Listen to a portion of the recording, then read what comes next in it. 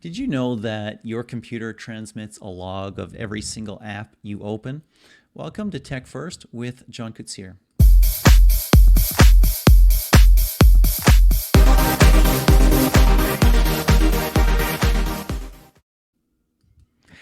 Apple is a company that has made privacy a core part of the brand, including entire TV commercials dedicated to it. But as a self described hacker and security researcher recently found, every Mac sends a stream of data about every app that you open and more data to Apple and sends it unencrypted. It also bypasses any local VPN software that you might have installed. To get all the details, we're chatting with Jeffrey Paul. Welcome, Jeffrey. Hi, thank you. Hey, it's a real pleasure to have you here. You had a blockbuster article. You investigated what was going on. What data is my Mac sending to Apple? So Macs by default send a tremendous amount of data to Apple, not just about app launches, but you have all sorts of system services that people generally opt into, things like iCloud, iMessage, FaceTime, Siri. All of this uses the network, so you're transmitting a tremendous amount of data. The issue that I specifically wrote about is one called GateKeeper, and it uses a system called OCSP, which checks on each app launch whether or not the app that you're launching is malware or is known to be malware to Apple. And it does that using the network.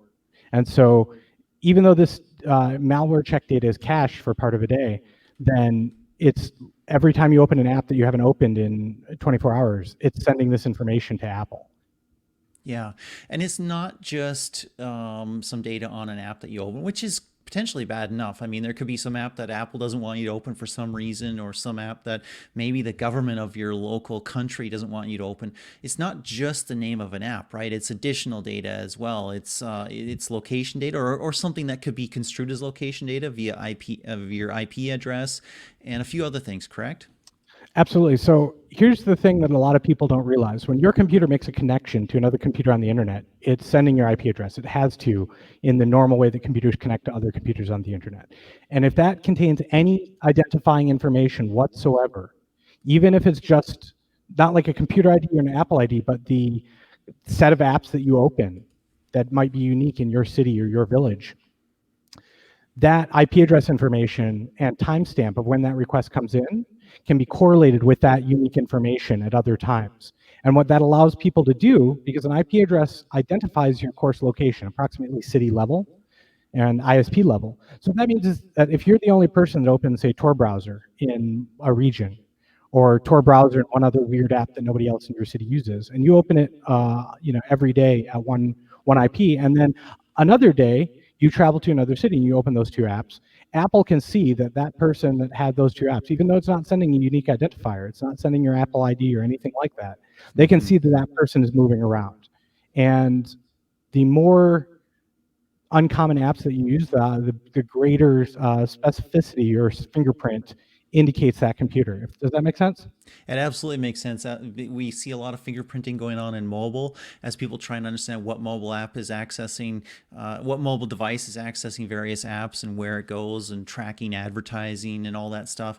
And we notice that fingerprinting is also active on the desktop now. In fact, IP addresses can be startlingly accurate. Sometimes not. Sometimes they're aggregated, and you can see that apparently my location is 200 kilometers away from where I am because they're going through a VPN or something like that. But sometimes, like Google, finding me on a map on my desktop, it shows pretty close to where my house is. It's pretty close in my neighborhood. What is The other thing to Apple's? consider there, though, is that your IP address and a timestamp to your carrier uniquely identifies you as a subscriber with a defined subscriber address and a payment card and a bank account and all that other kind of stuff. So even if it's not to Apple or other service providers totally clear that that John Smith is accessing it, to a person who has access to carrier records, such as the government, then this information becomes laser focused. This IP at this timestamp means this house, this street address, or this subscriber identity. Yeah, yeah, absolutely. What's Apple's stated rationale here? GateKeeper and the OCSP checks are an anti-malware system.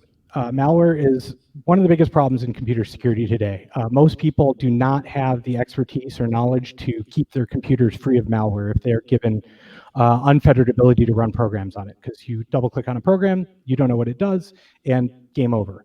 And so Apple has put in a tremendous amount of time and effort and resources into keeping their devices, and when I say their devices, your devices that you purchase from Apple that have Apple's logo on it, keeping their devices free of malware, because they consider that part of the value that they deliver. When you buy a Mac or you buy an iPhone, that it's harder to get software that's going to steal your data on that thing. And that's true. Apple is the leading platform for prevention of malware. It's also the leading platform for Apple-related censorship. And you can't really have one without the other, right? Yes, indeed. There's another core challenge here. So, there may be a good stated purpose for all this, and we're going to get to Apple's statement about what it says about this and also what it's changing in the future as a result of your post, of your article on this. But there's another core part of this that is perhaps even more shocking. All that data was being sent unencrypted, correct? That's correct. And when you say all that data, specifically these OCSP checks, they were not intended as telemetry. These are checks to see if the developer certificate for an app has been revoked by Apple. So if Apple finds malware being released by a developer, they can yank their certificate, and your computer will check, it'll see that, and then it won't launch their malware anymore, which is a good thing normally. But these checks were being transmitted unencrypted, and because the vast majority of developers on the Mac platform only release a single app, when it checks to see if that developer's certificate ID is revoked, it's actually saying, hey, guess what? I just launched this app, the one app released by this developer. Yes. And so even if you don't know anything about developer certificate IDs, if you just see this identifier when this app launches, that's a unique identifier for the app. Even if in Apple's internal record keeping, it's a unique identifier for the developer of the app. Yeah. The other interesting part is that this data that was flowing to Apple servers, well-intentioned or not, was bypassing VPNs. And that is a particular no-no, maybe not for the average person who doesn't really care, but perhaps if you're maybe a security researcher that some people don't like, perhaps you're a political figure of some sort, perhaps you're a dissident of some sort, that's a real challenge, isn't it? Edward Snowden famously said, not caring about privacy because you have nothing to hide is like not caring about free speech because you have nothing to say. We have to preserve privacy throughout society, not because most people need or care about privacy, because most people, as has been demonstrated, do not care about privacy or need privacy. But there's a small percentage of people in our society that absolutely need free speech and absolutely need privacy because they change the world. They're labor organizers or political organizers, or they're speaking truth to power, or they're investigative journalists investigating corrupt government or corrupt military. And things like that require privacy, and if privacy just isn't available in general, then we sideline all of those people and we sideline all of their work. So even if you personally don't care about it, we need to preserve these rights. Talk to me about what this means for your computer, your technology, the things that you paid money for, that you have in your home, that you consider to be yours. Does this make them, in a sense, not yours? Does this make them something that you're kind of renting or something like that? How's this change the experience of owning a product? So Apple is sort of leading the way on this, and I opened my article that I was tickled to find that a lot of people cared about, because I thought that this was going to be sort of brushed under the rug. This OCSP transmit data leak that is inadvertent telemetry. This has been going on for years. This started with Catalina over 2 years ago. And I knew about it then, other people knew about it then. It wasn't secret, but nobody seemed to care. And so I opened this article with a link to a story by Richard Stallman, who founded the Free Software Foundation. It's a story called The Right to Read. And it's a far future science fiction story about a future where you no longer have the ability to share data with other people. That has been made illegal, and there have been locks put on your computer to prevent you from doing it, and breaking those locks is illegal. And Cory Doctorow, also, I looked to another one of his stories, has been writing about resounding the alarm on this, and the entire industry has been moving in this direction for decades. This is not a new thing. On iPhones, you cannot wipe and reinstall an iPhone without the iPhone talking to Apple. Yeah. Transmitting a serial number to Apple. On an iPhone, even software that you have produced yourself from scratch cannot run on an iPhone without connecting to Apple over the internet and obtaining permission to do so first. Now, this makes this platform virtually free of malware. It also makes it virtually free of dissent against Apple. So to answer your question directly, this is a growing trend in consumer electronics and eventually computers in general, because you can't make a computer that will only run certain programs. And so what this means is that if you don't lock these things down as like large vendor corporations, these computers can be used to do all sorts of things that the government and these corporations don't want done with them. So we will see a day, or I hope we don't, but it's probable that we will see a day where most computing devices available for purchase by the general public will override the wishes and desires of the owner of that device to serve a remote entity, whether it's a corporation or a government. We already see that happening on mobile. We've lost that ability on many mobile platforms already. And essentially, what you're doing then is you're taking what was a computer, a multi purpose general use tool, and creating an appliance, which is only good for its design purposes.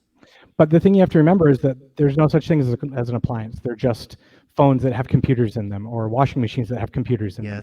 And because of that, it's not like, a microwave where you just plug it in and it has a blinking clock on it, you push some buttons on it. Everything, because it is actually a computer, and no amount of technology or laws will make it not a computer these days.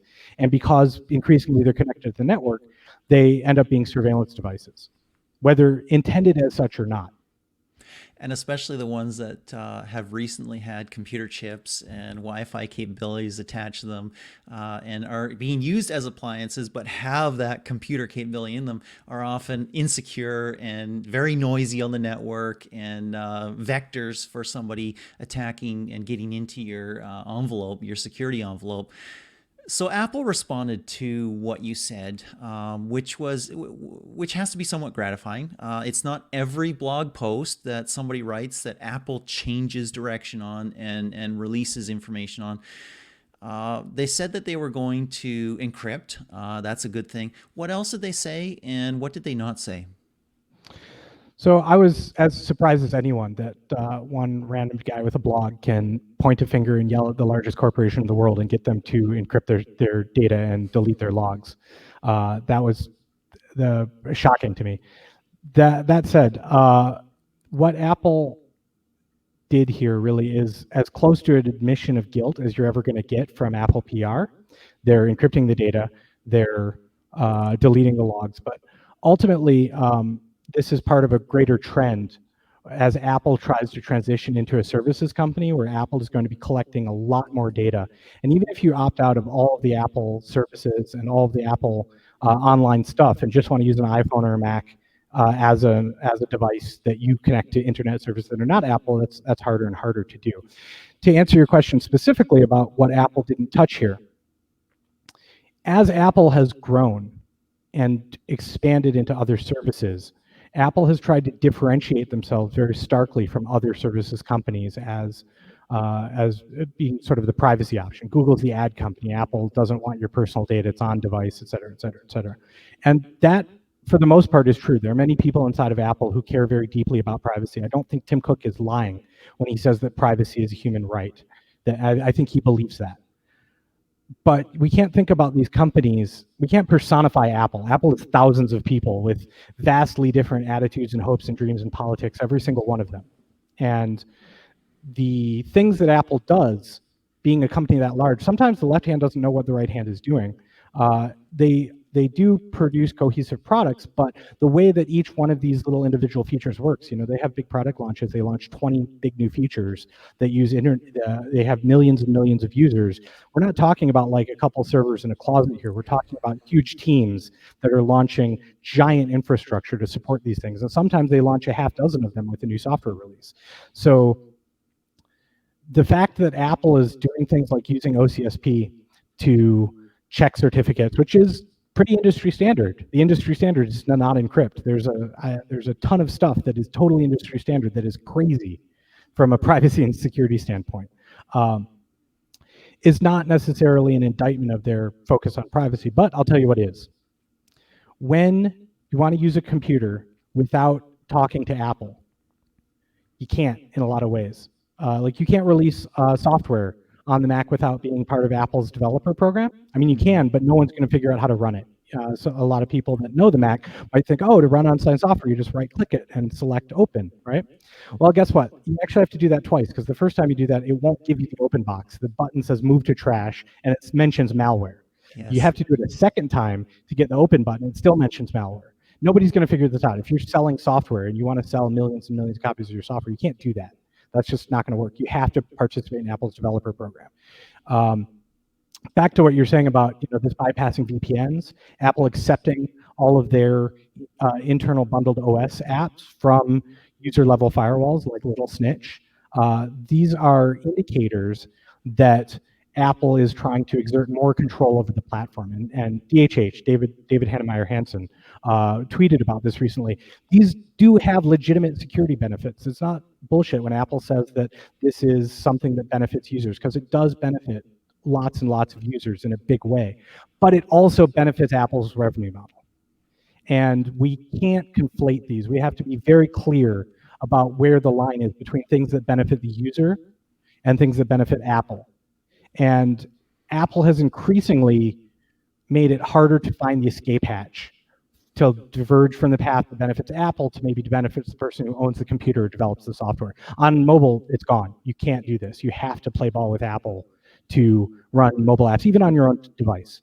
You can't even download the compiler, the Xcode suite from Apple to build Mac apps without identifying yourself to Apple with an Apple ID, which requires a telephone number. In many countries, you can't get a telephone number without a government ID. So this all ties back to the idea of Apple wants your privacy, but not from Apple. Apple says, trust us, it'll be okay, we'll protect your data. But the US military makes it so that Apple can't keep your data private. It's illegal in the United States for Apple to keep your data private from the state if the state asks for it. Yeah. And this is the core challenge, perhaps. Not so much that we distrust Apple, because there's some well-intentioned people there and a well-intentioned company overall. But things change.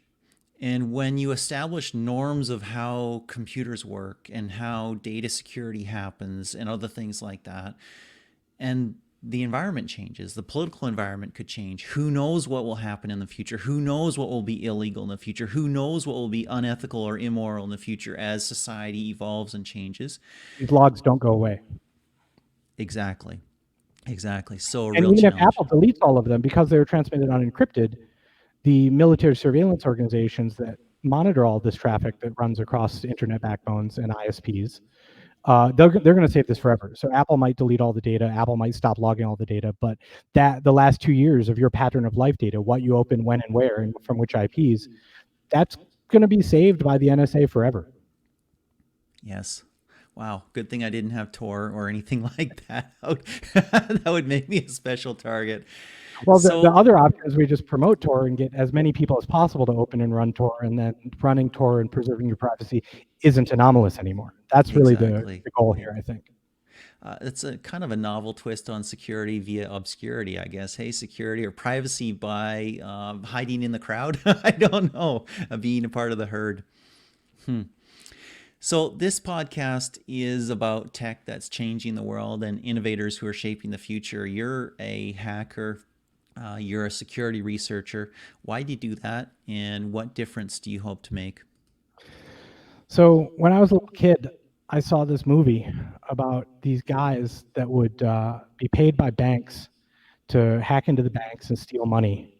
And then they'd go to the bank the next day and be like, hey, guess what? Here's your money back. We'll collect our fee now. It's a rather famous movie, and if you know my username, you'll understand the deep impact that this has had on my life. And I, like many hackers, have always been fascinated by puzzles and challenges, and if you give me a problem, I'm going to try to solve it. And this is just like writers or artists or anyone else. This is very much a compulsion. This is not something that we choose. We wake up and we have to do this. If you dangle the string in front of the cat is going to chase it. Google used to famously recruit by putting just math problems on billboards. Yes. And when you would solve the math problem, you put a .com on the end, and it was a Google recruiting page. There are a number of us that see things in the world and are forced. It's not an option for us. We're forced to figure out why it works that way, how it does what it does. And as a result of that, I've always been deep into computers, deep into any sort of electronics or other technology, cryptography. What what little kid doesn't like having a secret decoder ring, right? Like, and I was lucky to have been born at a time where cryptography, especially network cryptography, was really sort of taking off as the internet started to be just started to be encrypted. Hmm. Uh, I was using PGP, which was then new software when I was a little kid, and I grew up with it. And I grew up with network cryptography, and it's always been just like my blood to me. It's just something I do every single day. And so these communications out of computers and the growing security of desktop computing. And I want to be clear, these cryptographic protections that also totally violate your privacy and issue your ability to control the device that you own in your hand also bring a tremendous amount of security from like stupid mundane threats like malware, like viruses, like things that will steal your data. It centralizes that control with an organization that is presumed to be trustworthy by millions, but it does rule out all of those other millions of people breaking into your devices, which is great for Yes. most people. That said, all of these devices I keep a very close eye on because I use them. I'm talking to you on an iMac right now. I have 10 computers in this room. Less than half of them are Macs, but that means there's like 4 Macs in this room. I have a bunch of different phones. I have a bunch of different radios, all sorts of stuff. And I like to inspect these things to see what they're doing because it's totally opaque to most people. You buy a new Mac, you take it home, you turn it on, you hit no to analytics, hit no to iCloud, and it's sitting there, and no program's running. You think maybe it's not talking to the network. Guess what? It's sending tons of data to the network. When you open Apple News, it's sending the news articles you look at from your IP. When you open weather, it's sending your all the cities you add. When you open stocks, it's sending the news items you click on and which stocks you add to it. When you open any of the media apps on it, it's on the Apple OS anyway, it's sending all that data about what you click on. All of this information that's leaving the machine is opaque to most users. They have no idea it's happening. One of the really, really big things in an upcoming article on my blog is going to be how tremendously much spyware is embedded in almost every single app on the App Store. Wow. And it's spyware from the manufacturer of the app, and Apple expressly permits it in the apps in the App Store. When you open it, it sends, even if you're not doing anything, it sends your activity to the manufacturer of the app. And of course, that comes with your IP, and it comes with unique identifier if you're logged in. And so every app on your phone basically can track you, whether you have GPS location turned on, then they can track you very specifically. And if you don't, they can track you city to city to city as you move around from Hmm. your IP geolocation. And Apple expressly allows this sort of tracking in apps in the App Store. And most people have no idea. This is invisible to people on their computers, on their phones. And surfacing that, I think, is really, really important, making it visible. That's why I'm such an advocate for the program Little Snitch on the desktop, because it shows you, pops up a box, says, hey, this is about to happen. You want this to happen. Well, I'm very grateful that there are people like you who have to be like the cat and hit the string and find the puzzles and decrypt them, understand them, and solve them, and then share the results with the world. Thank you for spending some time with us. Thank you for having me on. I really appreciate it. Excellent. Well, for everybody else, thank you for joining us on Tech First. My name is John Koetsier. I appreciate you being along for the show. You'll be able to get a full transcript of this podcast in about a week at johnkoetsier.com. The story at Forbes usually comes out right after that, and the full video, if possible. This one will have to be reviewed. I agreed with Sneak already, with Jeffrey already, that if he agrees with the video, if he likes the video, if he didn't say too many times, then this will be published on YouTube. So we'll see if that happens. Thank you for joining. Until next time, this is John Koetsier with Tech First.